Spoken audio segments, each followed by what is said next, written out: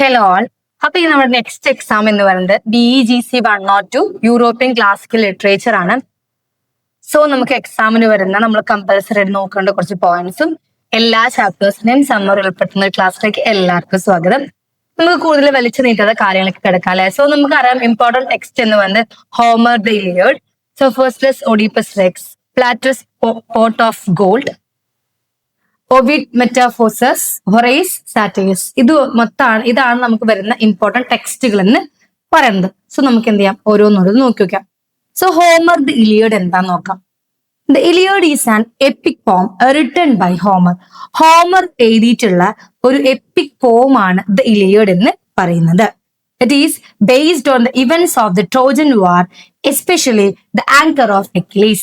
അത് സത്യം പറഞ്ഞാൽ ഈ ട്രോജൻ വാറിന്റെ ഇവന്റ്സിൽ നിന്നും എടുത്തിട്ടുള്ള, അല്ലെങ്കിൽ ട്രോജൻ വാറിന്റെ ഇതിന്റെ ഭാഗമായിട്ട് എടുത്തിട്ടുള്ള കാര്യങ്ങളാണ് ഈ ഒരു അതിന്റെ ഇവന്റ്സ് എടുത്ത സംഭവമാണ് ഈ ദ ഇലിയഡിലുള്ളത്. പക്ഷെ അതിൽ കാണിക്കുന്നത് ആങ്കർ ഓഫ് എക്കിലീസിന്റെ ആങ്കറിനെയാണ് ആക്ച്വലി അതിൽ പ്രതിഫലിപ്പിച്ചിട്ടുള്ളത്.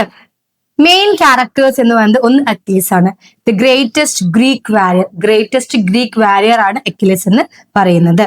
പിന്നെ ഹെക്ടർ വരുന്നുണ്ട്, prince of Troy and the bravest Trojan warrior. Hector എന്ന് പറയുന്നത് ഒന്നാമത് പ്രിൻസ് ഓഫ് ട്രോയും അതുപോലെ തന്നെ ട്രോജൻ വാരിയറിന്റെ ഒരു ബ്രേവസ്റ്റ് ആയുള്ള ട്രോജൻ വാരിയറുമായിരുന്നു ഹെക്ടർ എന്ന് പറയുന്നത്. പിന്നെ അഗമനൻ വരുന്നുണ്ട്, അദ്ദേഹം എന്ന് പറയുന്നത് ലീഡർ ഓഫ് ദ ഗ്രീക്ക് ആർമിയാണ്. അതുപോലെ അതിൽ വരുന്ന ഹോമർ ദ ഇലിയഡിൽ വരുന്ന മെയിൻ ക്യാരക്ടേഴ്സ് എന്ന് പറയുന്നത് അക്കിലീസ് ആണ്. അക്കിലീസ് എന്ന് പറയുന്നത് ഗ്രേറ്റസ്റ്റ് ഗ്രീക്ക് വാരിയർ ആണ്. ഹെക്ടർ ആണ് പിന്നെ വരുന്ന ഒരാള്. ഹെക്ടർ എന്ന് വന്ന് ഈ ഒരു പ്രിൻസ് ഓഫ് ട്രോയുടെ രാജകുമാരനും അതുപോലെ ധീരനായിട്ടുള്ള ഒരു യോദ്ധാവുമായിരുന്നു prince of Troy and the bravest Trojan warrior. Agamemnon എന്ന് പറയുന്നത് ലീഡർ ഓഫ് ദ ഗ്രീക്ക് ആർമിയുടെ ലീഡർ ആണ്. ആൻഡ് ഇതിൽ വരുന്ന തീംസ് എന്ന് പറയുന്നത് ഒന്ന് ഹീറോയിസം, വീരത കാണിക്കുന്നുണ്ട്. For example, Achilles and Hector are symbols of heroism. അക്കിലീസും ഹെക്ടറും ഹീറോയിസത്തിന് സിംബൽസ് ആണ്. ദെൻ ഹോണർ, ബഹുമാനം കാണിക്കുന്നുണ്ട്. In Greek society honour was more important than life. Greek സൊസൈറ്റിയില് ഹോണർ ആണ് ലൈഫിനെക്കാട്ടിലും ഇമ്പോർട്ടന്റ് എന്ന് പറയുന്നത് ഹോണർ ആണ്. ദെൻ ഫെയ്റ്റ് പറയുന്നുണ്ട്, വിധി അല്ലെ. Achilles knows he will die young but still chooses glory. അല്ലെ, അക്കിലീസിന് അറിയാം അദ്ദേഹം മരിക്കുമെന്നുള്ള കാര്യം. പക്ഷെ എന്നാൽ കൂടെ അദ്ദേഹം എന്ത് ചെയ്തു, അതിന് രക്ഷപ്പെടാനാവില്ല എന്ന് അറിഞ്ഞിട്ടും അതൊരു ഫേറ്റ്, വിധി എന്നുള്ളതിൽ ചൂസ് ചെയ്തു, ശ്രമിച്ചു അദ്ദേഹം. ഫ്രണ്ട്ഷിപ്പ് കാണിക്കുന്നുണ്ട്, സൗഹൃദം കാണിക്കുന്നുണ്ട്.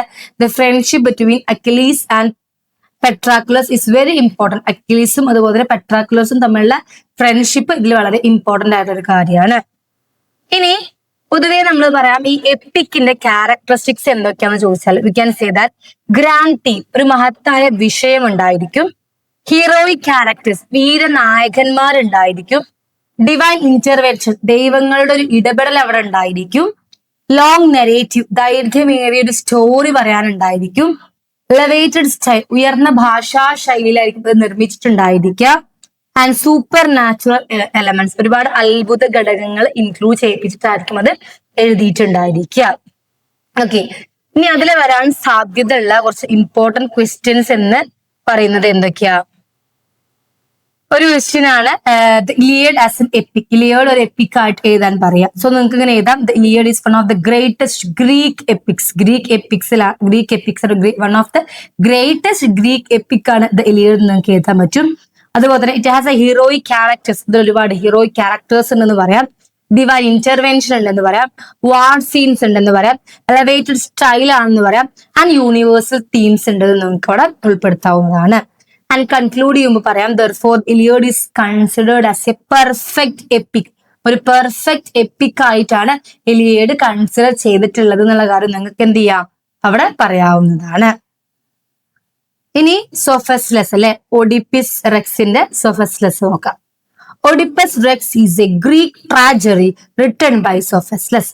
സോഫസ്ലസ് എഴുതിയ ഏറ്റവും പ്രശസ്തമായ ഗ്രീക്ക് ട്രാജഡിയാണ് ഒഡിപ്പസ് റെക്സ് എന്ന് പറയുന്നത്. ഓക്കെ, ആൻഡ് ഓറൽ predicts that Oedipus will kill his father and marry his mother.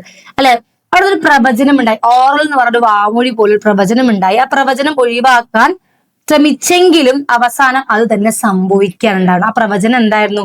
ഒഡീപ്പസ് will kill his father. Oedipus ഫാദറിനെ കിൽ ചെയ്തിട്ട് അമ്മയെ വിവാഹം കഴിക്കും എന്നൊരു പ്രവചനം ഉണ്ടായിരുന്നു. ആ പ്രവചനം ഒഴിവാക്കാൻ ശ്രമിച്ചെങ്കിലും അവസാനം അത് തന്നെ സംഭവിക്കുകയായിരുന്നു. When he discovers the truth, ജൊഗേസ്റ്റ commits suicide. ഒഡീപ്പസ് blinds himself. അല്ലെ, ആ സത്യം അറിഞ്ഞ സമയത്ത് ജൊഗേസ്റ്റ സൂയിസൈഡ് ചെയ്യേ, അതുപോലെ തന്നെ ഒഡീപ്പസ് സ്വയം ബ്ലൈൻഡ് ആവുകയും ചെയ്തിട്ടുണ്ടായിരുന്നു. Oedipus as a tragic hero. According to Aristotle, a tragic hero, noble birth, good person, has a tragic flow, suffers greatly, creates pity and fear. Okay. So, ഈ ഒരു അരിസ്റ്റോട്ടലിനെ വെച്ച് നോക്കുകയാണെങ്കിൽ അദ്ദേഹത്തിന്റെ ഒരു ട്രാജിക് ഹീറോ എന്നുള്ള മൊമെന്റില് നോബൽ ബർത്ത്, രാജകീയ ജനനമായിരിക്കും, നല്ല person ആയിരിക്കും, ഹാസ് എ ട്രാജിക് ഫ്ലോ, പക്ഷെ അതിലൊരു tragic flaw include ചെയ്യിപ്പിച്ചിട്ടുണ്ടായിരിക്കും.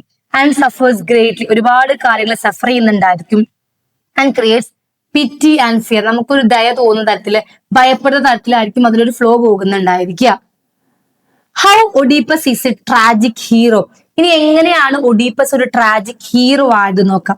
First thing, noble birth. He is the king of Thebes. Okay, Thebes the king ആണ് ആര്?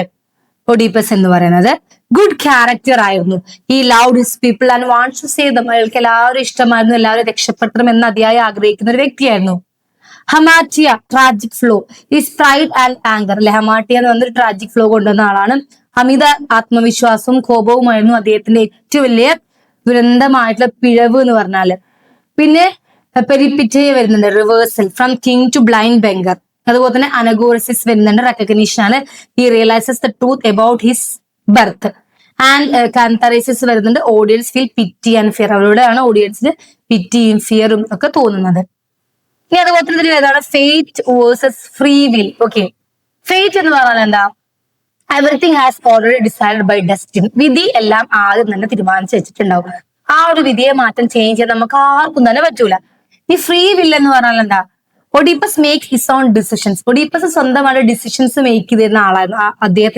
അദ്ദേഹത്തിൻ്റെതായ ഒരുപാട് ഡിസിഷൻസ് ഉണ്ടായിരുന്നു. ഒഡീപ്പസ് റെക്സിൽ വിധിയും മനുഷ്യന്റെ തീരുമാനങ്ങളും ഒരുപോലെ പ്രധാനമാണ്. ആൻഡ് 3 യൂണിറ്റ്സ്, അല്ലെ, 3 ഏകതകളുണ്ട്. യൂണിറ്റി ഓഫ് ആക്ഷൻ ഉണ്ട്, വൺ മെയിൻ സ്റ്റോറി അതാണ്. യൂണിറ്റി ഓഫ് ടൈം ഉണ്ട്, events occur within 1 day. And unity of place ഉണ്ട്, entire action takes place in 1 location. ഈ ഒരു 3 കാര്യത്തിൽ യൂണിറ്റീസ് അവിടെ കാണിക്കുന്നുണ്ട്. പ്ലേറ്റസ് എന്ന് പറഞ്ഞാല് pot of gold. Okay, next വരുന്നതാണ് പോർട്ട് ഓഫ് ഗോൾഡ്. നമ്മളെ പ്ലേറ്റസിന്റെ ഔലോറിയല വരുന്നുണ്ട്. Pot of gold is a Roman comedy written by Plautus. Okay, Plautus എഴുതിയ ഒരു പ്രശസ്ത റോമൻ ഹാസ്യ നാടകമാണ് ഈ ഒരു പോർട്ട് ഓഫ് ഗോൾഡ് എന്ന് പറയുന്നത്. അതിൽ നിന്ന് വരുന്ന മെയിൻ ക്യാരക്ടർ യുക്കിലിയോ ആണ്. യുക്കിലിയോ ഈസ് മിസേർലി, ഗ്രീഡി, സസ്പീഷ്യസ്. പണത്തിനോട് അമിതമായി ആസക്തിയുള്ള, എല്ലാവരെയും സംശയിക്കുന്ന ഒരു വ്യക്തിയായിരുന്നു യുക്കിലിയോ. ഇതിലുള്ള തീം എന്ന് പറയുന്നത് ഗ്രീഡിയാണ്, അത്യാഗ്രഹം. Greed destroys piece and happiness. അല്ലെ, ഈ അത്യാഗ്രഹം എപ്പോഴും നമ്മുടെ ഹാപ്പിനെസ്സും സമാധാനവും ഒക്കെ നശിപ്പിച്ച ചരിത്രമേ ഉണ്ടായിട്ടുള്ളൂ. സോഷ്യൽ റിലേഷൻസ് കാണിക്കുന്നുണ്ട്. Greed effects relationships. അല്ലെ, ഗ്രീഡ് നമ്മളെ റിലേഷൻഷിപ്സിനെ എഫക്ട് ചെയ്യാറുണ്ട്. പണത്തിന് വേണ്ടി മനുഷ്യബന്ധങ്ങൾ പോലും തകരുന്ന ഒരവസ്ഥ ഉണ്ടായേക്കാം. Marriage and dowry system. അല്ലെ, the play shows Roman marriage customs. ആ ഒരു ഇതിൽ പ്ലേയില് സ്ത്രീധന സമ്പ്രദായത്തിന്റെ സ്വാധീന ഒരു ഇതിലാണ് ഇത് കാണിക്കുന്നത്. Position of woman. Woman had less freedom in Roman society. Roman സൊസൈറ്റിയില് വുമൺസിന് ലെസ് ഫ്രീഡം ആണെന്ന് കാണിക്കുന്നുണ്ട്. അതുപോലെ തന്നെ ഇതിൽ നിന്നും വന്ന ഇമ്പോർട്ടന്റ് ക്വസ്റ്റ്യൻസ് ആണ് യുക്കിലിയോ ആസ് എ മിസർ. യുക്കിലിയോനെ ഒരു മിസർ ആയിട്ട് കണക്കാക്കാൻ വേണ്ടിയിട്ട്. Euclio represents extreme greed and selfishness. Euclio ഇവിടെ വളരെയധികം ഗ്രീഡി കാണിക്കുന്ന, അതുപോലെ തന്നെ സെൽഫിഷ്നെസ് കാണിക്കുന്ന ഒരു വ്യക്തിയാണ്. ഓക്കെ, ധനലാഭത്തിന്റെ ഒരു പ്രതീകമാണ്, ധനലോഭത്തിന്റെ ഒരു പ്രതീകമാണ് നമുക്ക് യുക്കിലിയോ എന്ന് ഇവിടെ പറയാൻ പറ്റൂ. നെക്സ്റ്റ്, ഒവിഡ് മെറ്റാമോർഫോസ്. ഓക്കെ, എന്താ ഒവിഡ് മെറ്റാമോർഫോസ് പറഞ്ഞാൽ? Metamorphoses is a collection of transformation written by Ovid. Ovid എഴുതിയിട്ടുള്ള ഒരു രൂപാന്തര കഥകളുടെ ഒരു സമാഹാരമാണ് ഈ മെറ്റാമോർഫോസ് എന്ന് പറയുന്നത്. ഈ മെറ്റാമോർഫോസ് എന്ന് പറഞ്ഞാൽ സത്യം പറഞ്ഞാൽ ഒരാളോ അല്ലെങ്കിൽ ഒരു വസ്തുവോ മറ്റൊരു രൂപത്തിലേക്ക് മാറുന്നതിനെയാണ് നമ്മൾ മെറ്റാഫോർമോസ് പറയുക. Transformation from one to another. Okay, one form to another എന്നാണ്. ഇനി നെക്സ്റ്റ് എന്താണ് മിത്ത് ബാച്ചസ് എന്ന് പറയുന്നത്. Bacchus is god of wine ആണ്. അതുപോലെ തന്നെ അതാണ് പറയുന്നത്. പിന്നെ influence on literature and art പറയുന്നുണ്ട്. മെറ്റാഫോസിസിൽ ഇൻഫ്ലുവൻസ് തന്നെ ഷേക്സ്പിയറിന്റെ, ഡാന്റെന്റെ, ചോസറിന്റെ, റിനൈസൻസ് ആർട്ടിസ്റ്റിന്റെ ഇവരൊക്കെ ഒരു ഇൻഫ്ലുവൻസ് ആർട്ടിൽ വന്നിട്ടുണ്ട്. ലോക സാഹിത്യത്തെയും അതുപോലെ ചിത്രകലയെയും ഏറ്റവും കൂടുതൽ സ്വാധീനിച്ചിട്ടുള്ള കൃതികളൊന്നാണ് ഇത് എന്ന് പറയുന്നുണ്ട്. ഇനി ഇതിൽ വരുന്ന ഇമ്പോർട്ടന്റ് ഷോർട്ട് നോട്ട്സ് ആണ് എന്ത് influence of metamorphosis on literature and art എന്ന് പറയുന്നത്. ഓക്കെ, ഇൻട്രൊഡക്ഷൻ നമുക്ക് ട്രാൻസ്ഫോർമേഷൻ ഓഫ് മിത്ത് എഴുതാൻ പറ്റും. ബോഡിയിൽ നമുക്ക് influence on literature and painting and sculpture എഴുതാൻ പറ്റും. കൺക്ലൂഷൻ നമുക്ക് a timeless source of artistic ഇൻസ്പിറേഷനും എഴുതാൻ പറ്റും. പിന്നെ എന്താണ് ഹൊറേഷ്യൻ സാറ്റയർ എന്ന് പറയുന്നത്. Horatian satire is a type of satire written by Horace എഴുതിയിട്ടുള്ള ഒരു കടുത്ത വിമർശനമല്ല, മറിച്ച് ഹാസ്യ രൂപത്തിൽ സമൂഹത്തിലെ തെറ്റുകൾ കാണിക്കുന്ന ഒന്നാണ് ഹൊറേഷ്യൻ സാറ്റയർ എന്ന് പറയുന്നത്. അതിലെ മെയിൻ ഫീച്ചർ എന്ന് പറയുന്നത് ഹ്യൂമറാണ് ഇൻക്ലൂഡ് ചെയ്യിപ്പിച്ചിട്ടുള്ളത്. Gentle criticism, correct society without hurting people, moderation avoids extremes, conversation style written in simple language ആയിരിക്കും. Moral reform encourages good behaviour ആയിരിക്കും. അപ്പോ നമുക്കവിടെ ഒരു ഡെഫിനേഷൻ പോലെ എഴുതാൻ പറ്റും.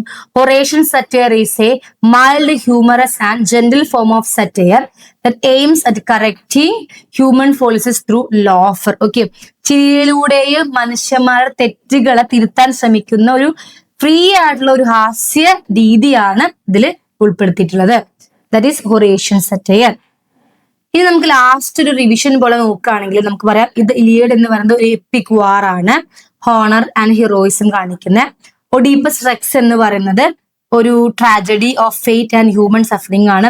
പോട്ട് ഓഫ് ഗോൾഡ് എന്ന് പറയുന്നത് കോമഡി എക്സ്പോസിംഗ് ഗ്രീഡ് ആൻഡ് മിസർലിനെസ് ആണ്. അതുപോലെ തന്നെ ഹൊറേഷ്യൻ സറ്റയർ എന്ന് പറയുന്നത് ജെന്റിൽ ക്രിറ്റിസിസം ത്രൂ ഹ്യൂമർ ആണ്. ഓക്കെ, ഈ പറഞ്ഞ പോയിന്റ്സ് നമുക്ക് ലാസ്റ്റ് മിനിറ്റ് റിവിഷനിൽ കൊടുത്തിരിക്കുന്ന ഈ കാര്യങ്ങളൊക്കെ നിങ്ങൾ എന്ത് ചെയ്യുക, നല്ലോണം ഓടിച്ചു പോവുക. വളരെ ബുദ്ധിമുട്ടായുള്ള കാര്യങ്ങളൊന്നുമല്ല, പക്ഷെ ഈവൻ എല്ലാ ചാപ്റ്റേഴ്സിനെ കുറിച്ച് ഒരു ഐഡിയ നമുക്ക് ഉണ്ടെന്നുണ്ടെങ്കിൽ നമുക്കത് വളരെ ബുദ്ധിമുട്ടായിട്ട് തോന്നില്ല. പിന്നെ ഇതിലെല്ലാ കീ കൺസെപ്റ്റ്സും അതിന്റെ 3 യൂണിറ്റീസും ഫ്രീക്വന്റ്ലി ആസ്ക്ഡ് ആയിട്ടുള്ള ക്വസ്റ്റ്യൻസും ഓൾറെഡി ഇവിടെ കൊടുത്തിട്ടുണ്ട്. സോ നമ്മൾ സിമ്പിൾ ആയിട്ട് എന്തെല്ലാം കാര്യങ്ങളാണ് ലാസ്റ്റ് മിനിറ്റിൽ റിവൈസ് ചെയ്യേണ്ടത് എന്നാണ് നമ്മൾ ഇന്നത്തെ ക്ലാസ്സിൽ നോക്കിയിട്ടുള്ളത്. സോ ഈ ഒരു പറഞ്ഞ പോയിന്റ്സ് ഒക്കെ മൈൻഡിൽ ഓർത്ത് വെക്കാം. So all the best for your exam.